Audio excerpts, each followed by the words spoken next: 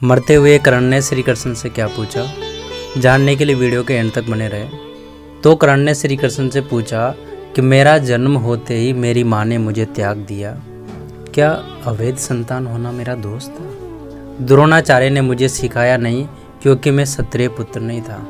परशुराम जी ने मुझे सिखाया तो सही, परंतु श्राप दे दिया कि जिस वक्त मुझे उस विद्या की सर्वाधिक आवश्यकता होगी मुझे उसका विस्मरण होगा, मैं उस विद्या को भूल जाऊंगा, क्योंकि उन्हें ज्ञात हो गया था कि मैं एक क्षत्रिय पुत्र हूँ। केवल संयोगवश एक गाय को मेरा बाण लगा और उसके स्वामी ने मुझे श्राप दिया, जबकि मेरा कोई दोष नहीं था।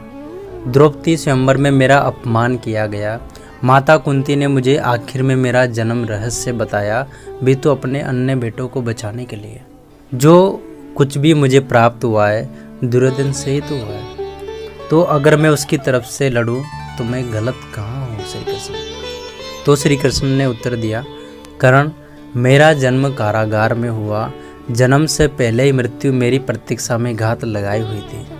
जिस रात मेरा जन्म हुआ उसी रात माता पिता से दूर कर दिया गया।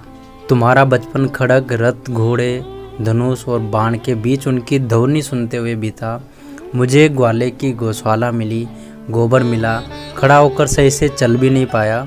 उसके पहले कहीं प्राणघातक हमले झेलने पड़े। कोई सेना नहीं, कोई शिक्षा नहीं। लोगों से ताने मिले कि उनकी समस्याओं का कारण मैं हूँ। लोगों से ताने मिले कि उनकी समस्याओं का कारण मैं हूँ। तुम्हारे गुरु जब तुम्हारे शौर्य की तारीफ कर रहे थे, मुझे उस उम्र में कोई शिक्षा भी नहीं मिली। जब मैं 16 बरस का हुआ तब कहीं जाकर ऋषि संदीपन के गुरुकुल पहुँचा। तुम अपनी पसंद की कन्या से विवाह कर सके। जिस कन्या से मैंने प्रेम किया वो मुझे नहीं मिली और उनसे विवाह करना पड़ा जिन्हें मेरी चाहत थी या जिनको मैंने राक्षसों से बचाया था। मेरे पूरे समाज को यमुना के किनारे से हटाकर एक दूर समुंदर के किनारे बसना पड़ा, उन्हें जरासंध से बचाने के लिए। रण से पलायन होने के कारण मुझे भीरू भी कहा गया। अगर दुर्योधन युद्ध जीतता है तो तुम्हें बहुत श्रेय मिलेगा। धर्मराज अगर जीतता है तो मुझे क्या मिलेगा? मुझे केवल युद्ध और युद्ध के निर्माण हुए समस्याओं के लिए दोष दिया जाएगा। एक बात का स्मरण रहे कर्ण, हर किसी को जिंदगी चुनौतियां देती है, जिंदगी किसी के भी साथ न्याय नहीं करती। दुर्योधन ने अन्याय का सामना किया तो युधिष्ठिर ने भी अन्याय भुगता है, लेकिन सत्य धर्म क्या है यह तुम जानते हो कर्ण। कोई बात नहीं, अगर कोई कितना भी अपमान हो, जो हमारे अधिकार में है वो हमें ना मिल पाए। महत्व इस बात का है कि तुम उस समय उस संकट का सामना कैसे करते हो। अब रोना धोना बंद करो कर्ण।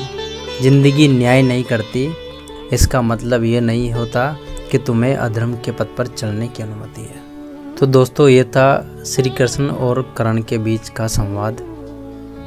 अगर आपको वीडियो पसंद आया तो वीडियो को लाइक करें और कमेंट करके ज़रूर बताएं।